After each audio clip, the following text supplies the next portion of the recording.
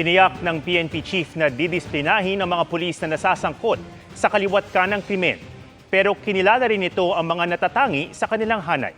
Nakatutok si Marisol Abduraman. Police Lieutenant Colonel at dalawang iba pa na nasasangkot sa modus na rentangay. Meron ding police major at tatlong iba pang pulis na sangkot naman sa umunoy kidnapping. Ilan lang sila sa mga pulis na nasasangkot sa krimen na ikinalulungkot ng PNP chief. Nangyayari po yan. We will discipline them and I'll make sure na pagka dinisipline namin, hindi na po mauulit. Pagdidiin niya, ilan lang naman ito kumpara sa mga tumutupad sa kanilang tungkulin.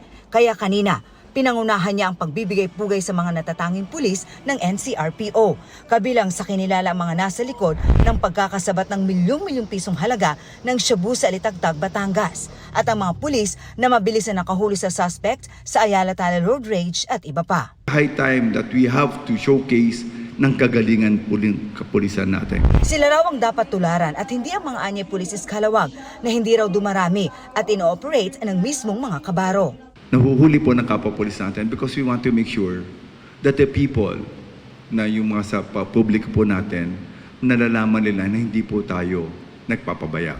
Pagtitiyak ng pinakamataas na pinuno ng pulisya, hindi na po sila makakabalik ng serbisyo at makukulong po sila.